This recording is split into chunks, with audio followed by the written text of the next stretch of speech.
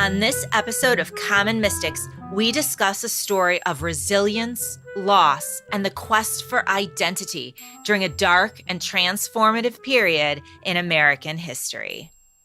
I'm Jennifer James. I'm Jill Stanley. We're psychics. We're sisters. We are Common Mystics. We find extraordinary stories in ordinary places. And today's story comes to you from Chattanooga, Tennessee. I was going to say St. Elmo, and then I thought, no, St. Elmo is a neighborhood of Chattanooga, right? Yes. Right. Very good. Why were we in Chattanooga? We were in Chattanooga for our niece's wedding. She looked beautiful. It was quite the day. I got Shout a little out to Kelly and Nathaniel. You're so funny. She called him by the wrong name. So he literally was like, yeah, no, that's not my name. So I just call him Nate so I won't get confused. So Smart. I got a little too tipsy. That's neither here nor there. Wow. You're calling that a little too tipsy? That wasn't Okay. bad. That wasn't bad. Okay. All right. We'll talk offline. Okay. I don't think so. Anyway, so we got there a week before the wedding. And so what we're going to do is travel the area using Chattanooga as our home base. The first day we got on the road, it was a rainy womp day. So we literally were just in the Chattanooga metro area. Yeah, it was pretty miserable. Yeah, but we got good stuff. But it wasn't a day to be walking around outside. True. It was cold. It was cold and it was rainy and we weren't gonna, At some point during the day, it did dry up and we got to walk around a magical little area of Chattanooga, which we'll get to. That's right. Okay, so we're in the car. Jen, hit me up. What's our intention? We ask the spirits to lead us to a verifiable story previously unknown to us that allows us to give voice to the voiceless spirits. That's right. Very good. Very good. Now, Jen, yes, we're in the car and you are directing me to what appears to be the what? I think it was the auditorium, like this big theater. Aquarium. Oh, okay. So what you have in these notes are AQUIRMUN. So that's not on me. I still don't see anything wrong with that. However, I went back to my notes and I was pulled to the soldiers' auditorium as well. But now that you mention it, yes, the aquarium. Yeah, the aquarium, the auditorium. And the aquarium was literally down the street from us, and it was like our first left, and we ran into it. We were like staring straight at it, and you felt like that area was significant to our story. That's true. So what did I spell? Nothing. That's nothing. That didn't even show up red. That didn't even show up red. Because you capitalized the A, so it assumed it was some foreign word. No, it wasn't. Yeah, no. It assumed it was a name. Okay, so Jill, what were you feeling? I felt like we needed to find some old things. It felt like downtown Chattanooga was like very new and we needed to go old. Yes, but the whole time we were driving around Chattanooga, we kept running into these signs. Multiple signs about the Trail of Tears. There were markers after marker after marker noting this is a Trail of Tears. This is a Trail of Tears. So much that we were like, well, are we like on the Trail of Tears? Like, is this whole area a Trail of Tears? It kept saying segment. It was like segment end, segment begin. And we're like, what is happening? Why aren't the segments meeting up? Like, how did they get from one segment to the other? It was very confusing. But before we can dive into that, we were hangry. Always. And we ended up we pull into what looked shady in an industrial park because we were looking for something to eat. And it turned out there was a sandwich shop. What did the sandwich shop call itself? It was called the Tasty Heaven Sandwiches. And it was really cute. But in the car, I was like, I don't want to go in there. And Jennifer's like, it's Tasty Heaven. It can't be bad. And it wasn't. It was good. No, it was really good. It was really good. Not we took it as a breadcrumb that it was all like heaven and God themed. Yeah. But we're just like chubs. So we're like the food was good. Name anything heavenly and I'll eat it. Anyway, so I had in my head the song "Let My People Go," and it's a song I believe about oppression of the Jewish people out of Israel by the Pharaoh. I believe like Moses sings it. I don't know. Oh. Not like in a band, but like it was a song about Moses. Oh, nice.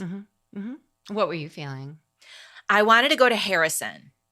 You did want to go to Harrison, which was surprising because I felt like Harrison too, but I didn't say anything. But you're like, I want to go to Harrison. Is Harrison? Harrison was a town, right? Yeah, it's northeast Chattanooga, not too far. So I wanted to head there, and you start going in that direction. And once again, we run into another historical marker sign of the Trail of Tears. And once again, it was like a dead end. That dead end in Harrison. It's crazy.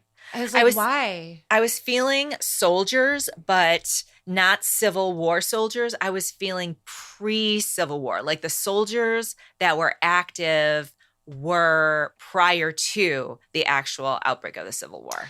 It's interesting how the vibe of Chattanooga, you would assume you would be feeling strong Civil War vibes, but we weren't. We were thinking like revolution. We were talking like 1812. Like there was definitely like soldiers' feelings, but it wasn't specific to the Civil War. There was like a bunch of shit that happened there before that, and it was evident.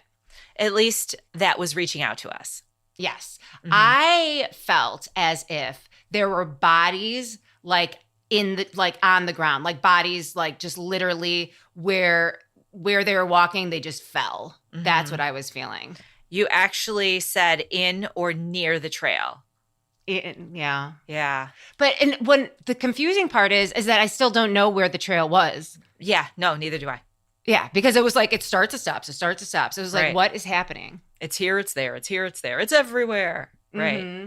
So we were getting nothing but Trail of Tears, and we decided to head south to southern Chattanooga.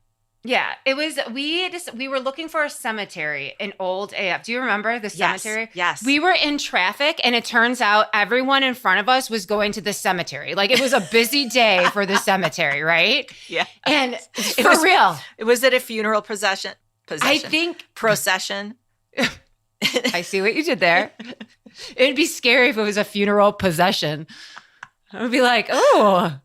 No, it was. It felt like it was. I'm not sure if it was a legit procession, but we like ended up at someone's funeral, so we couldn't get our spideys on. Right. It would have been tacky to get out and walk around while someone is being literally put in the ground with all their friends and family. But instead of going back the way we came, I wanted to hang a quick left, and we found the cutest little area so super cute. And at this time, it stopped raining. Jennifer, where did we find? We ended up in the neighborhood of St. Elmo, which is a part of Chattanooga, a neighborhood of Chattanooga, Tennessee. Is it related to the Muppet? It is not. It is not related to the Muppet. The bad 80s movie. Yes, it is related to the bad 80s movie with Rob Lowe and Demi Moore. Mm-hmm. Yes. Demi. Mm-hmm. Demi. Okay, tell me a little bit about historic Elmo. St. Elmo. Sorry. This is one of those little locations that had us looking at real estate. And we started talking about, I could live here. Do you know what I mean? It was because perfect. We were so charmed. It literally felt like a movie set. Mm-hmm. It did. Historic St. Elmo is right in the heart of Chattanooga, Tennessee, and it isn't just a neighborhood. It literally feels like a place where history meets charm. It's just delightful. It's a vibrant little spot full of character. It's got a rich historic past, but also has a fresh modern vibe.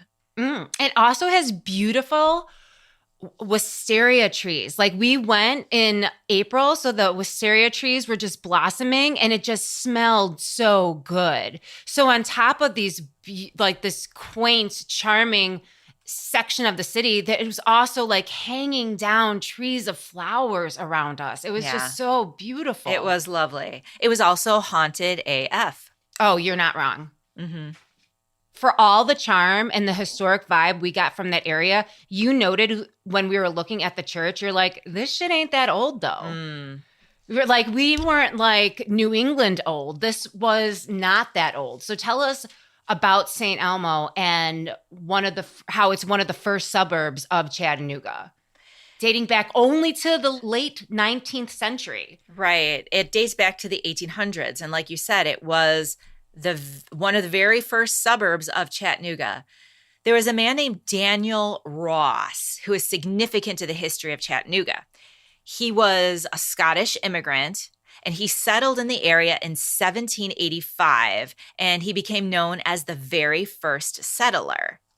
Ooh. Then in the late 1800s, there was a group of prominent Chattanooga residents who set out to escape the noise and the chaos of city life. And they were drawn to St. Elmo because of the St. Elmo Springs, which was a natural, beautiful, forested area. And so they were drawn there away from the city into the beautiful environment. And then they created a community there that blended peaceful living, a lively place for families, but also for commerce and culture. Mm-hmm. And through their hard work and determination, St. Elmo blossomed into a thriving suburb. And it became one of Chattanooga's most cherished neighborhoods, and I would say still is today.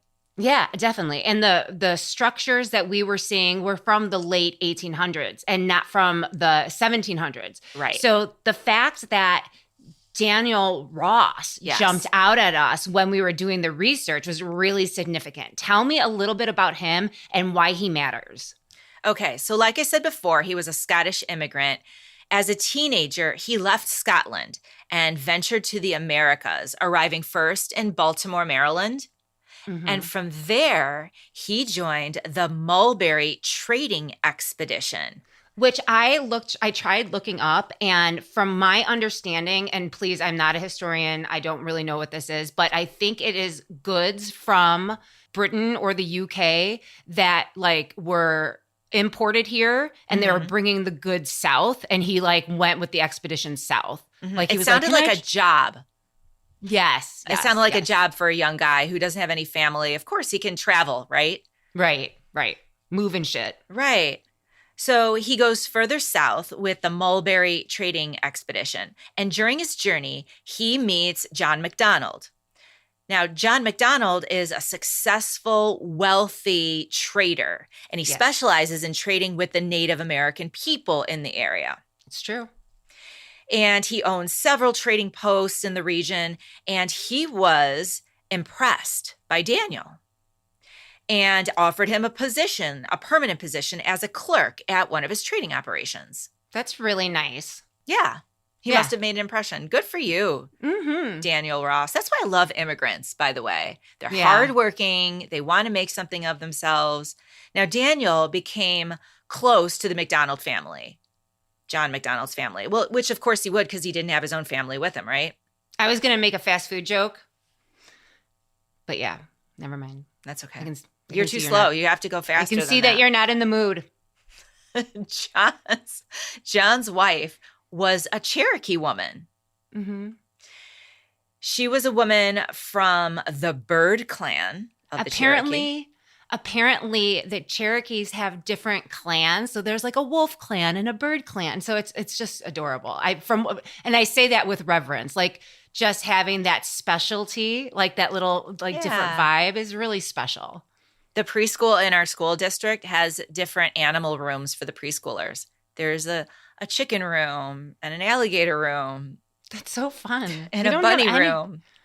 The only thing in Polish in Poland is like you have the Highlanders and then you have the Lowlanders. Like there's nothing. Don't pretend we know shit about Poland because we don't know. Oh my God. Do you not know the Polish Highlanders? Have you not gone to church with our mother? Are you an expert now on Poland? Oh my God. Really? Oh my God. You know kolaczkis? Yes. You know Polish sausage? Intimately. You know pierogi? Pretty much, and that's where your knowledge of Poland stops. The Highlanders. Remember, I was a Polish princess in the second grade. I will show you the picture. I have it, and I'm not afraid to show it, okay? They have a whole outfit that they wear, and they walk around the church. I can't believe it. I don't know how you don't know this. Come on. I'm going to show the Polish princess, Jess. I don't care. You know what picture I'm talking about, right? John's wife was a Cherokee woman of the Bird Clan. And of course, she brought her culture to the family dynamic. John and his Cherokee wife had a daughter named Molly, who would later go on to marry Daniel. They were married on the banks of the Tennessee River, actually not far from the hotel we were at, Jill, in Chattanooga. I know, it's crazy. Together, Daniel and his wife Molly had 8 children. That's rough. Molly, God bless you. God bless you. Molly. Oof. And by all accounts, they were happy and they had a great life together. Mm-hmm. Their 3rd child, named John, would go on to be one of the most influential Cherokee political leaders of the 1800s and played a pivotal role in establishing the Cherokee national government. And he served as the Cherokee Nation's principal chief for nearly 40 years. His name was John Ross, wasn't it, Jill? Yes. Yes, it was. Thank you for that. Yes. John Ross actually would go on to lead the Cherokee resistance against forced removal and dedicated his entire life to helping the Cherokee people rebuild the Indian Territory after their displacement. Okay. I have questions. Okay. First off. Yes. How can John Ross be the chief of the Cherokee Nation? Because he's only like, from my understanding, a 4th Native person. Correct. His mother, Molly, her mother before her, was a member of the Cherokee tribe, of course. That's how he gets his Cherokee blood.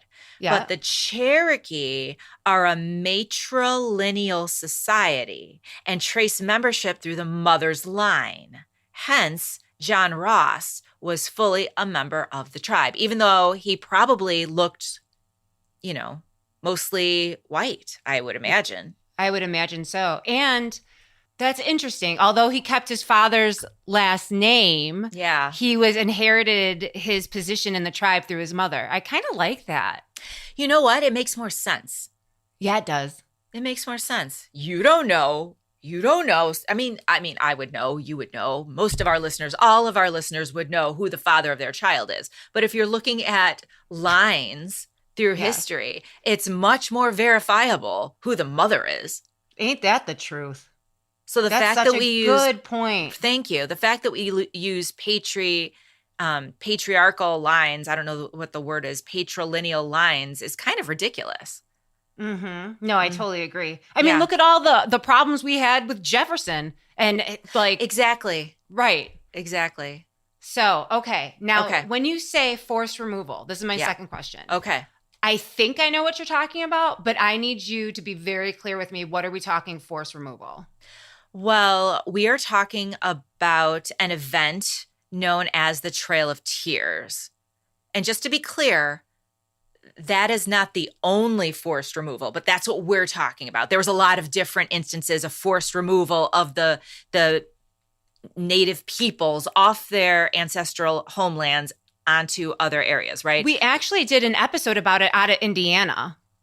Okay, that was a while ago. It was like season our second 2. It was season 2. It was like the 3rd episode of season 2. Right, but this was a coordinated, large-scale effort, and we're talking about the Trail of Tears. Yes. So all the signs that we were driving around that day, noting, marking the sections of the Trail of Tears, and then we were brought by spirit to St. Elmo, which was settled by Daniel, whose son led the resistance against that very thing. I know. It gives me goosebumps. It literally, look at me, I'm goosebumpy. That's crazy. That is crazy. Because that's insane. So, okay, so what exactly was the Trail of Tears and how did it start? I know you said it was a removal, but give me some background because you don't just decide one day we're going to round up people off their land. Okay, the Trail of Tears was a result of an act known as the Indian Removal Act of 1830. And the Indian Removal Act was a law passed by the United States Congress and signed by President Andrew Jackson. Its goal was to relocate Native American tribes living in the southeastern United States to lands west of the Mississippi River, thereby opening those territories for settlement by American colonists. Okay. So they just wanted to push them west. Okay. And my assumption of like, I made a lot of assumptions about this growing up because I knew about the Trail of Tears. And I assumed that there were ongoing conflicts, like, you know, with the settlers against the natives in these areas. That's what my assumption is. So they're like, we need some peace. We can't like have a growing infrastructure and community without some peace. So can we move these people away? That's what I thought. Just saying. But tell me what was happening here. Should I go to the next point, or do you want to talk about? I shall ask you to go to the next point. Because I think I just want to be clear, like what I thought it was. What was your understanding of the Trail of Tears as we were growing up, or how it was taught in school, even? My understanding was that the Native Americans were uncivilized, were savages, were dangerous, were living in like teepees and very rustic, sort of uncivilized, unorganized, right, habitats. And they were also violent for good reason, but violent, right? I would say violent. They would kind of like you see in the cowboy and Indian movies where they would take their arrows and get on their horses and ride over, and then a bunch of them would like shoot. I love that this is going on YouTube because the writing was everything just now. I was just bouncing on my chair. And it might not be on YouTube if I can't figure out how to do it. But point being that I thought that in order to say, hey guys, this isn't working and we really want this land. So why don't we give you this land over here, way far west, over this big river that serves as a nice natural barrier so that we will stop fighting. Like that's what I thought it was about. Okay. Like still not really fair. Yeah. Like it still wasn't fair. Like it wasn't presented like this is a fair option, but just like it had to be done because of the violence.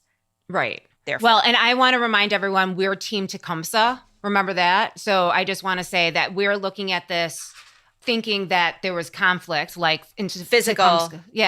Physical conflict. Because there is conflict, and we'll get to the conflict for sure. Yeah. Okay.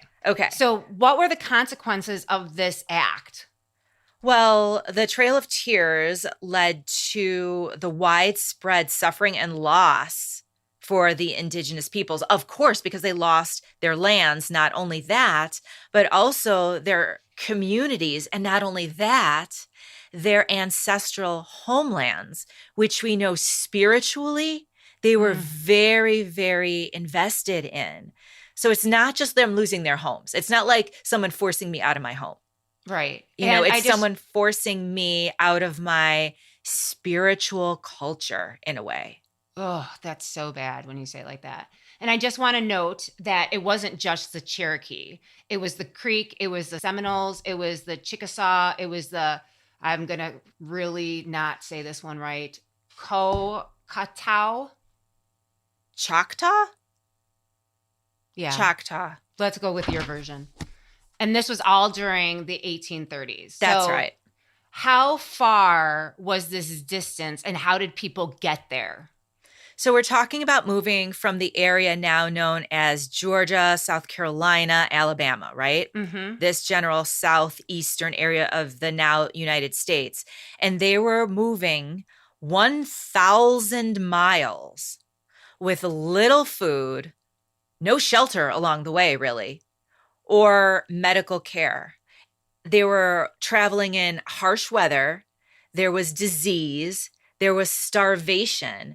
And it is estimated that approximately 4,000 to 8,000 deaths occurred among the Cherokee alone, which was a quarter of their population at 4,000.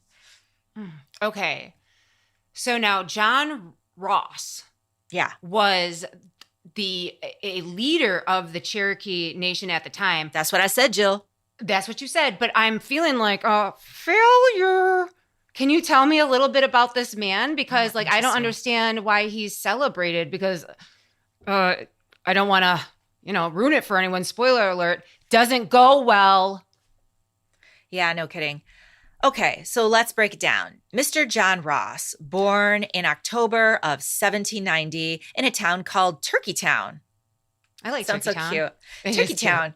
That should be a sandwich shop. Write that You down, heard it Jill. here first. You heard it here first. No one take that name. Okay, go on.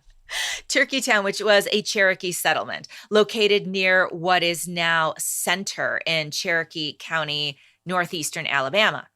Now, his upbringing can be described as bicultural because the influence of his mother's side, which was Cherokee, with his father's side, and of course the rest of the surrounding world that they lived in. His father, he had private tutors. He was very astute and he wanted to teach his kids like business. They were educated. They not only were well educated in the like a European type of way, but they also had this fresh blend of the Cherokee traditions and spiritualism. Ooh. I know. I love that. I'm so jealous. As a young man, Ross followed his father's footsteps, running a ferry and a warehouse at Ross's Landing, the site of present-day Chattanooga, Tennessee. Mm-hmm. He took part in the Creek War in 1813 and 1814, where the Cherokees teamed up with the United States to defeat a group of Creeks called the Red Sticks. Okay, keep going. He was just 19 years old when he served as an adjutant with Andrew Jackson during the Battle of Horseshoe Bend. And I know what you're going to ask me. What is an adjunct?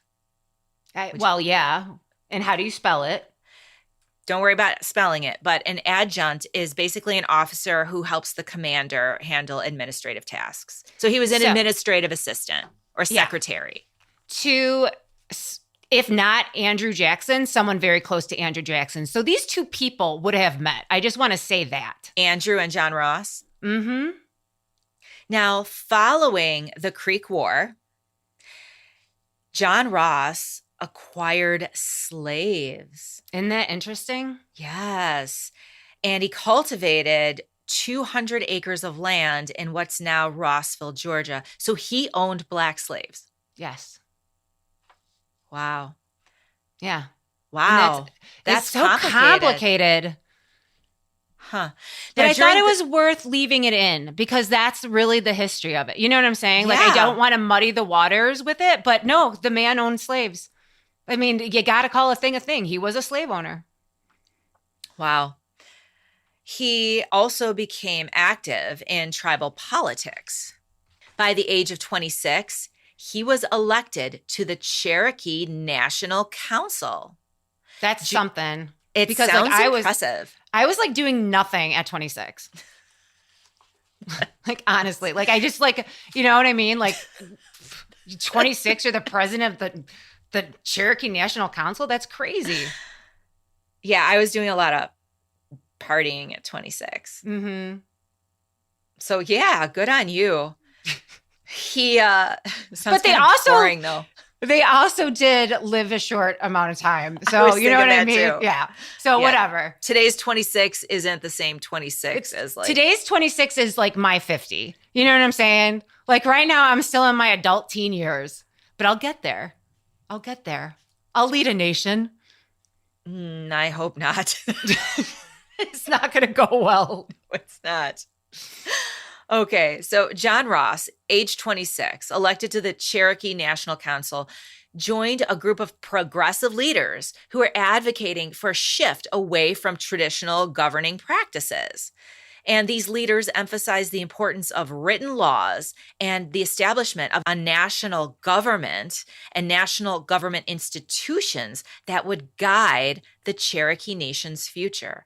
Oh, I see. So these progressive ideas are progressive to the Cherokee people. Yes. Who previously didn't rely on written documents. Right. They were more oral traditions, cultural traditions. They were handshake kind of people. You know what I'm saying? Like Rights. Their word was their word. Right. Yes. Rites of passage, right? Symbolism. Yes. Yes. The all of that. respect. Ritual. Yes. Okay. Got it. So John Ross. Yes. It's a banner year in 1827, Jill. It really is. It's a banner year because he sits down with his fancy pen, probably one of those kinds that you have to dip in the ink, which would suck, by the way. Oh. But he did it.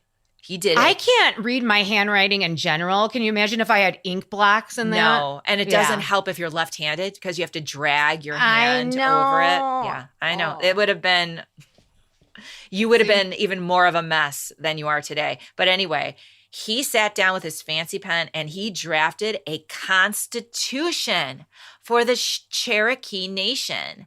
And guess where he drew inspiration from in drafting this constitution? I'd never guess. He based it on the principles and structure of the United States Constitution.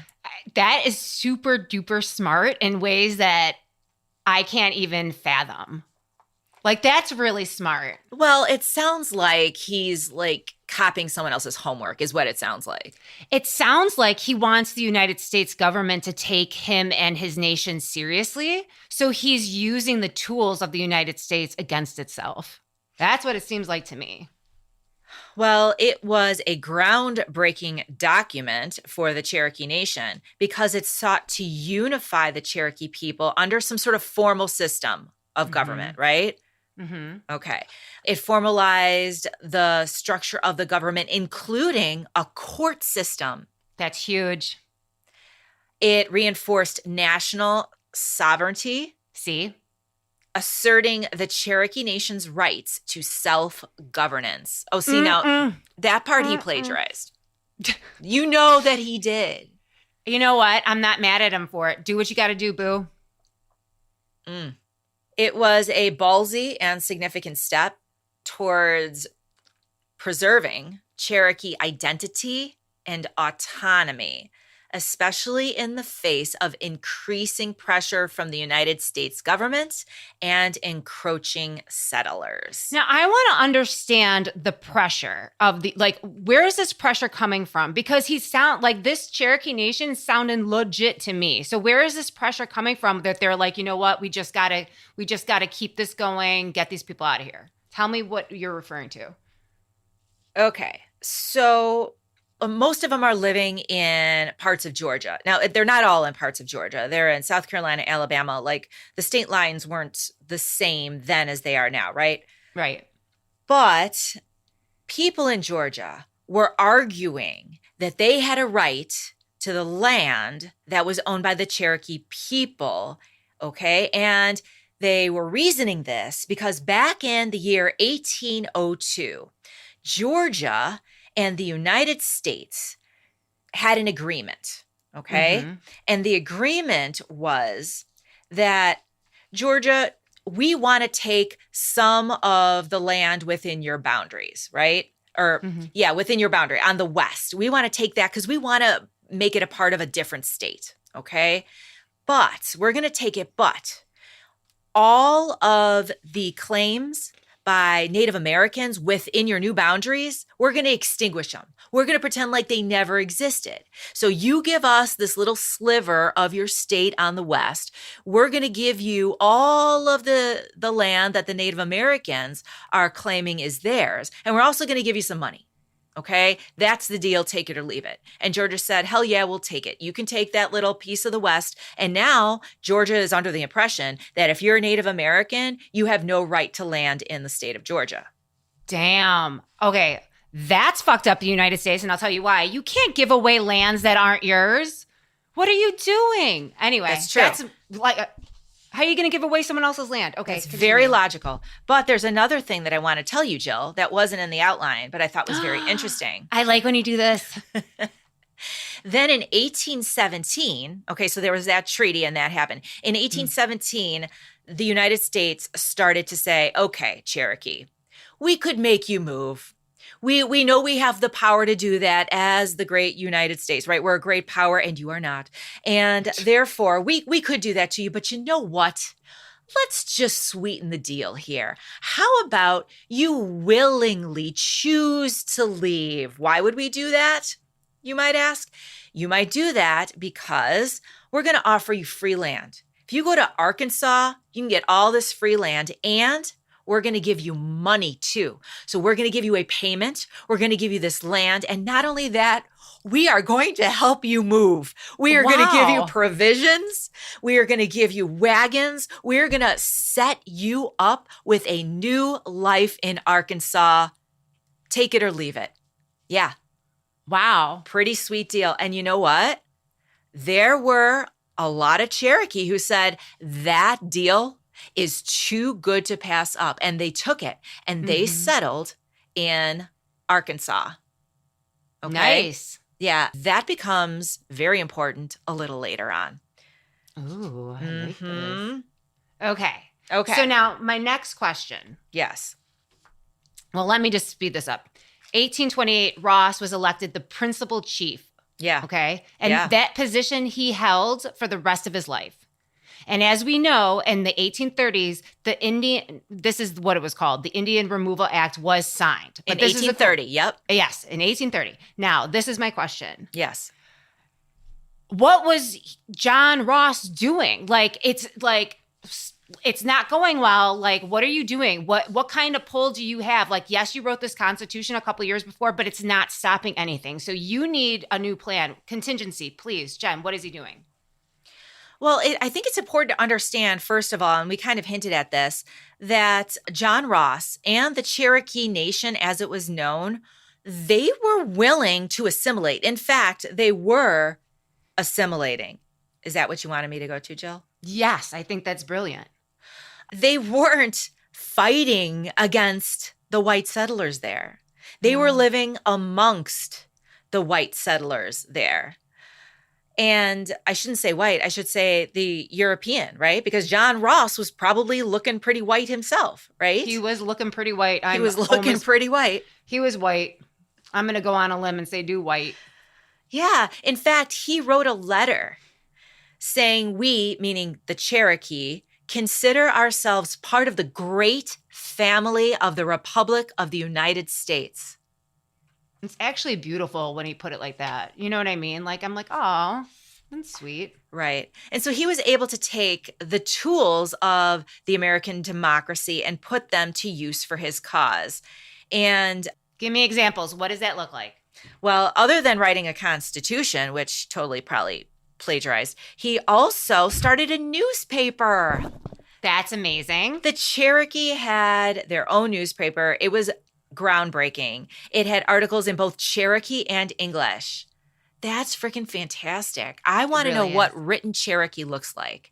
I want to see it because that sounds crazy. We could probably look it up on newspaper.com. Oh my God, Jill. Oh my God. I don't know how long, but have you been texting Dennis this entire time? I've been texting Dennis. This has all been on a long, giant voice to text. I'm not going to send it. It's ridiculous. Okay. Anyway. You have to send it. You please send it this second. Please send it. Please send it, Jennifer. All right, I'll send it. He's going to be so damn confused. Don't say anything. Don't say anything. Don't respond. Just leave it there until he gets home. Just leave it. Oh, this is so funny. Oh my gosh, technology today. That's what it hard wants to navigate. Yeah, Cherokee and English newspaper. And they used it as a powerful political tool because it gave them leverage to share their ideas from their perspective. And that never happens in the newspapers. No. And you know what's really cool? People. What? What's really cool about it is because it was not only written in Cherokee, but in English, that English newspapers like the New York Times and like the Atlanta, whatever, were publishing articles from the Cherokee's point of view during the time. So it really gave people like context of what was happening. Right. And he needed allies because at the end of the day, he knew that his nation was small and weak compared to the United States. Especially when so many of, other people in different nations were going and signing these agreements with the United States government. His people are getting smaller and smaller and smaller. Right. So through these means, he was able to make allies with Christian people and women Women were very important, even though they were unable to vote at the time. I think women have a really good way of influencing the men in their lives to make them do what they want. You got to be subtle with it, though. You got to massage it in. And then they exercised their right to petition. They signed appeals. And they even sent them to the United States Congress in an effort to legitimize the claim that the Cherokee people had on the Cherokee Nation. Wow. But it didn't end there. It did not end there. Ultimately, this pressure from the Georgians resulted in a Supreme Court case. Yes. Okay. Which I'm sure they lost because, spoiler alert, they're moving off the land, Trail of Tears. So just let's move on. Don't give me hope. Okay, let me tell you what happened. So 1827, the Cherokee Nation writes the Constitution. They write their Constitution that they plagiarized. We already went through this. Stop it. They did not plagiarize it. They kind of did. And then Georgia, because they're living in Georgia, right? The Georgia says the Cherokee government is abolished and its citizens are actually subject to the state of Georgia. So that was Georgia's statement to the Cherokee Nation, okay? So the Cherokee Nation replied by suing the state of Georgia in the Supreme Court. And that court case is Cherokee Nation versus Georgia, 1831. Okay, again, these people aren't taking arms against the Georgians. No. They're using the courts of the United States government. They're their neighbors. Yeah. They're not attacking them. They're not a different cultural people at this time. These are people who are assimilated into Georgian society. Okay, again, so they're in front of the Supreme Court. Do not give me hope. I know they lost. Well, the Supreme Court dismissed the case because the Supreme Court said that we only make decisions about cases between foreign governments and the United States under Article 3 of the Constitution, which because we know you read it because you plagiarized it, right? And the Supreme Court said, you're not a foreign nation. What you are, Cherokee Nation, is a domestic dependent nation. In other words, you're not self-sufficient. You need our shit, right? Like you're not foreign. So we're dismissing it. We're not getting involved. This is below us, right? Okay. This is below us. But then, Jill, there was another case. A year later, there was a case involving a man named Samuel Worcester. Have you heard of Samuel Worcester? I have. He was a missionary and a U.S. postmaster who happened to be living in the Cherokee Nation. But the state of Georgia found him and imprisoned him because he didn't have a state license. Oh,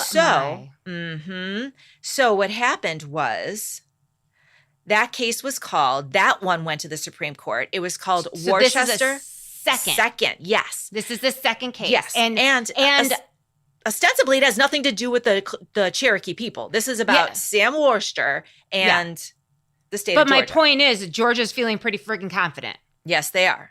Yeah, because the Supreme Court already sided with them once. Well, the Supreme Court refused to side either way. But this time, the Supreme Court said that Georgia had no power to enforce its laws in the Cherokee Nation. Therefore, Sam Worcester should not have been imprisoned if he was living on Cherokee lands. That is crazy. And that was a win for the Cherokee Nation. Basically, the Supreme Court said they are a nation. Your laws are not valid there. Does that help you, Jill? Not only that, but arguably one of the most important Supreme Court justices, John Marshall, of the time, because, there's been many, he said that it was blindingly obvious that the Cherokees had the right to govern themselves on their land and had that right since before colonial times. Oh, that just gave me chills. That's a burn. Like, if you guys keep fucking around here, we're going to just have to, we're just going to have to drop mic. We're just going to have to mic drop it and just come on, Georgian, get your heads out of your ass, okay? So this is my question. My husband is responding to the content that I accidentally sent him. He said, I know they wrote down Cherokee so they could demonstrate it was a real language and that they were a real culture. PR move, but not unwarranted. Okay, there you go. There. Thank you. Jennifer, this is my thing though. This is my thing. This is my thing. What's your thing?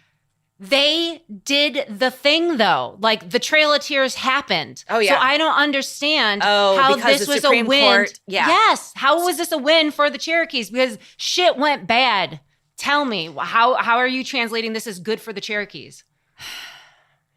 The problem for the Cherokee was the president at the time. Okay, so the ruling was good for the Cherokees. So they're like, yay, it's good. Yeah. But they didn't see that the problem was bigger than the Supreme Court ruling. They didn't see that we had a dick of a president at the time. Yeah. Is that what you're telling me? Well, they didn't study the entire Constitution. Apparently, they focused on certain sections. And they skipped over the balance of power part because Andrew Jackson was a notorious Indian hater. And I'm just going to say it because those are the words that were used about him. And he didn't give an F what the Supreme Court said. He said, John Marshall has made his decision. Now let him enforce it. Which meaning, of course, he can't enforce it. The Supreme Court doesn't enforce the laws. They just interpret them. Right? Exactly. It's the executive branch that enforces the laws. And the head of the executive branch was Andrew Jackson. And that is one decision he was not going to enforce. Yeah. So after all these years of efforts to fight for the sovereign nation for the Cherokees, nothing helped. Well, they were forcibly removed in the 1830s. During the Trail of Tears.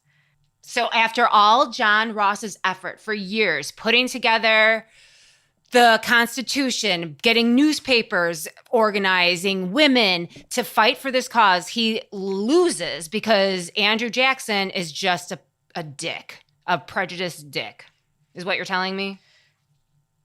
Well, Andrew Jackson and a lot of other people who really wanted the land. Right? So I'm a little confused because did it take 8 years for them to start moving them? Mm-hmm. It did. It took 8 years. So it was signed in 1830. The act was signed in 1830 and there were these court cases. Got it. Mm-hmm. Well, in the spring of 1838, the Cherokee Nation was doing what they were doing as planters. They were planting their crops. American communities do in the South. And while they were, American soldiers were preparing stockades to put them in and to collect them for a shipment to the West. There is a haunting letter that comes from a soldier recounting his experience in the North Carolina countryside.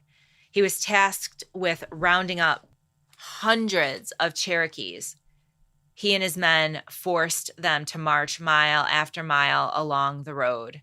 And he, in his letter, vividly describes the ordeal, the struggle of the children, the struggle of the elderly, as they trudged forward, step by painful step. The only sounds were the distant rumble of thunder, an ominous echo that seemed to foreshadow judgment for the cruelty that they were inflicting on these people.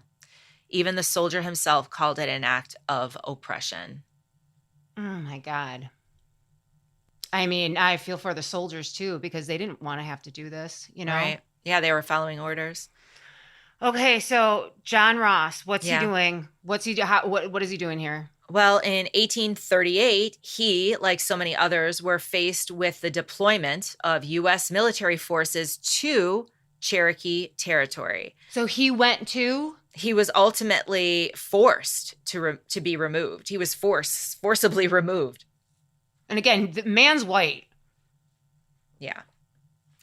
During the harrowing journey west, known as the So he Trail was of Tears. on the Trail of Tears. Yes. Him and his family. Yes.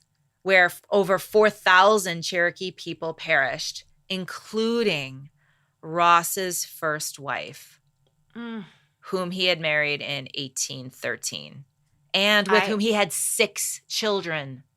I just can't even imagine like fighting for so many years and then the worst case scenario happens. Yeah. Like, nope, you're going anyway and your wife dies along the way. I guess that's not the worst case scenario because other members of his family could have died too, but that's pretty harsh. Yeah. So he was devastated, a broken man. Am I right? Because that's where I go. Actually, he never gave up. Now, here's the interesting thing. When they arrived, things were not good for the Cherokee Nation. Do you remember in 1817, the United States government were like, here's land, here's money, we'll even hook you up, right? Give you wagons, like help you move. Those people had already settled the area. Got it. And so now you have this new group who had held out and now were forcibly removed. And the two groups were different culturally. They had become two different like political entities. And so John Ross, once he got there, once again took over leadership of the people through conflicts.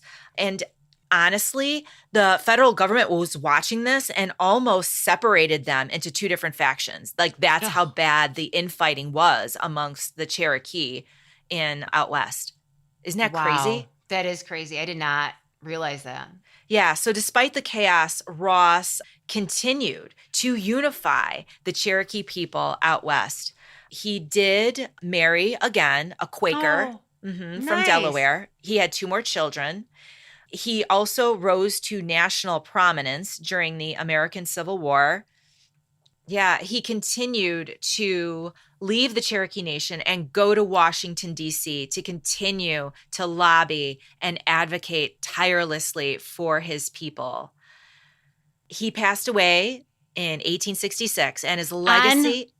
On one of those trips to Washington. He died in Washington. He died in Washington, D.C. In 1866. Wow. And his legacy came full circle when his remains were laid to rest in a family plot in the heart of the Cherokee Nation. Wow. That is so crazy. So much of this is just okay. So unspeakable. I think the voiceless are obvious, but I know that you want to step up onto your soapbox. So step up there and let's do this. Jill, who are the voiceless? Okay. I don't know what you mean by that. I don't understand. I think, once again, the natives, including the Cherokee, are the voiceless because not only did we do them wrong in such a blatant way, because they were peaceful, because they wanted to be a part of the American dream, and they did everything they could using the United States legal system to see about that dream, we still shit on them. And don't say we weren't there. The United States shit on them and arguably caused a genocide, moving them to a different part of the country. And it's just a smack in the face that we are downplaying this history in schools, in modern American teachings. Okay, so you're making some assumptions here. I'm talking about my personal experience going through Catholic school and not only a parochial school, but a public school system. And this is not the version of the Trail of Tears and the version of why these people were removed. I haven't taught in a classroom in a long time, but I know that the social studies has changed a lot over the years. So let's give the American school system a benefit of the doubt. But all of us old people, we bring to the table old, outdated notions about what that looked like. And apparently math.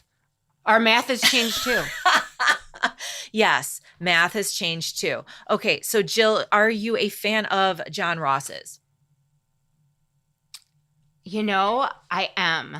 Okay. Even though he was a flawed individual. And a failure. Arguably. True.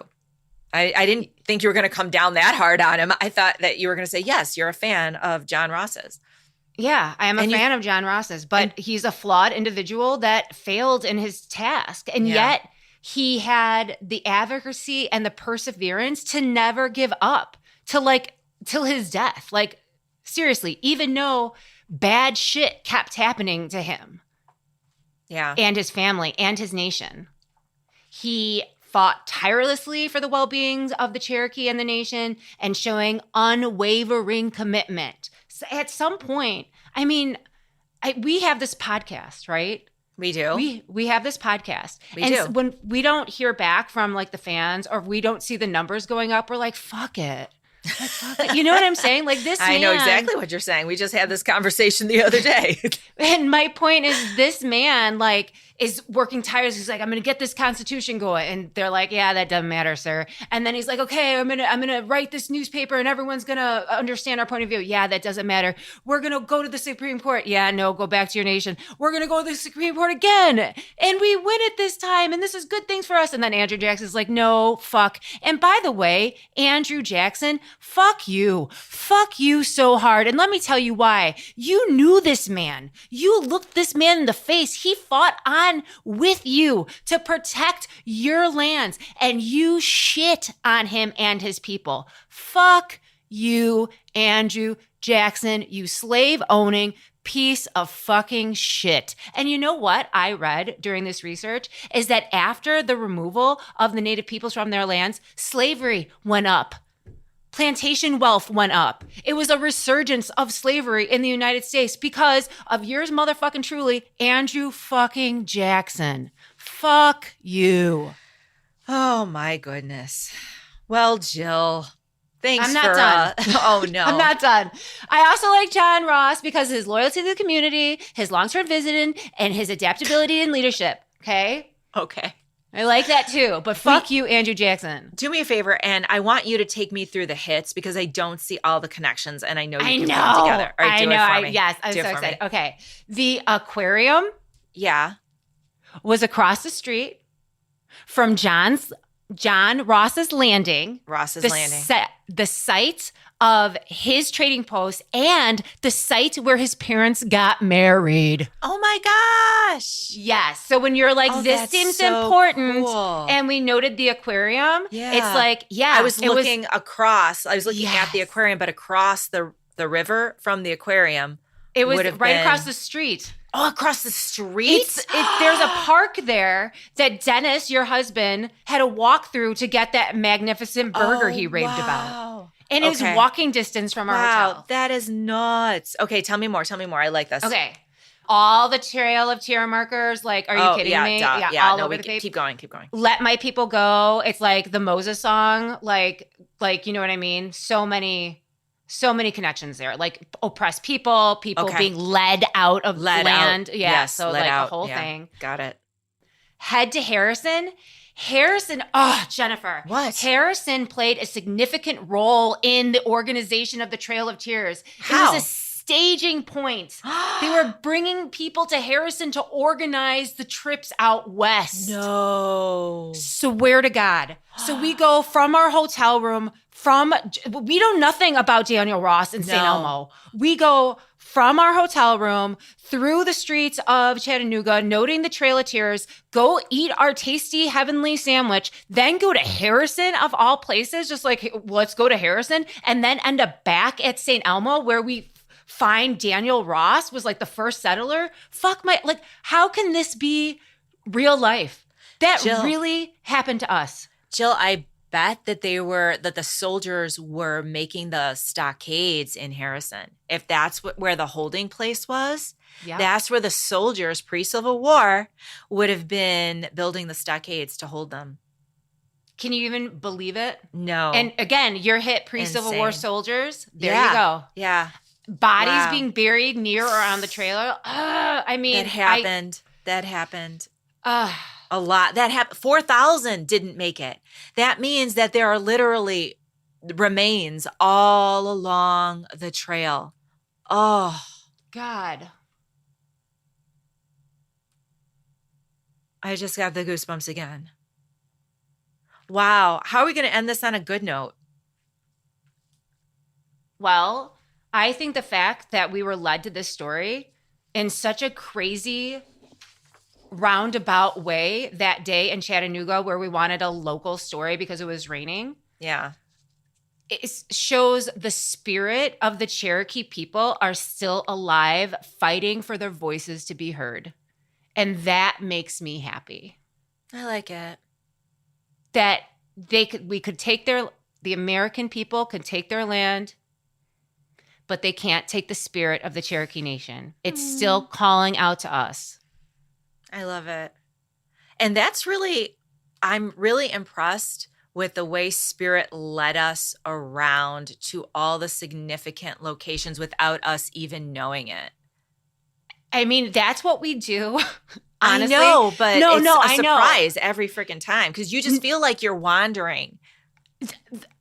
We haven't been in the car like doing the road trip for a year. I know, it's been a year. Yeah, and the reason why I'm bringing that up is because it just felt so good and reminded me that this is really important work and it has nothing to do with Jennifer and Jill's Sister Time or the podcast. It really has to do that we are giving voice to these spirits. And I know that, like, I just can't believe this day, how it unraveled. Unfolded, how it unfolded from like, let's go this way, and then we're hungry, so we find a sketchy restaurant, and then you're like, let's go to Harrison. It wasn't sketchy. It was really good. It was really good, but it looked sketch AF. It was like in an industrial park. Yeah. And then from there to go to St. Elmo, like, and to have like, who's Daniel Ross? And then to find out that his son, his third child, was like fighting to keep these events from happening. Like, that's insane to me. Yeah. Like, for real. Wow. All right, let's wrap it up. Do you have any community announcements? I have one. You go first. Okay. So our listeners might have noticed that I have been dropping mini meditations once a month, I guess. And from now on, those mini meditations will be available on Patreon. So they will be on Patreon for tiers 3 and 4, which is More Mystics Plus and Mystical Mentorship. Did I say that right? Yes, I believe you did. Great. Do you have any announcements? Yeah, I just want to say, times are hard and times are uncertain, but you guys keep the lights on and you help us grow this podcast. So please, if you have anything to contribute to this mission, please find it in your hearts to participate. If not on Patreon ongoing, even a one-time donation would be really great. We would be eternally grateful.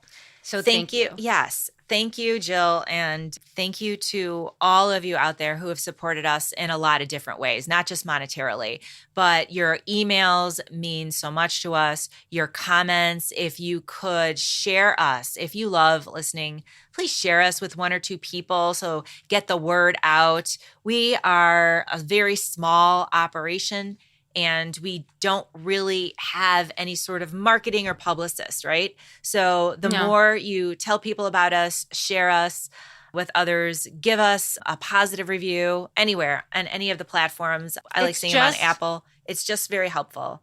It gives us reason to keep going. And the thing is that when you say a very small operation, we are Jennifer and Jill and Brian, the editor, and you guys are helping Brian, the editor, stay employed with us. Otherwise, Jennifer would be dead and this would not happen anymore. That is 100% accurate. Also, if you are having issues getting a hold of us to schedule a reading, which has been happening, apparently the button on our website, commonmystics.net, is not working, please email us at commonmystics@gmail.com. You can also hit us up on all our socials at Common Mystics Pod, and you can direct message us with a reading request or a comment, or even tell us how we're doing or what we should change. And again, thank you so much for listening, for your support. We really, really appreciate you. Thank you. Thank you. Love you. Love you. Bye. Bye. This has been a Common Mystics Media production. Editing done by Yokai Audio, Kalamazoo, Michigan.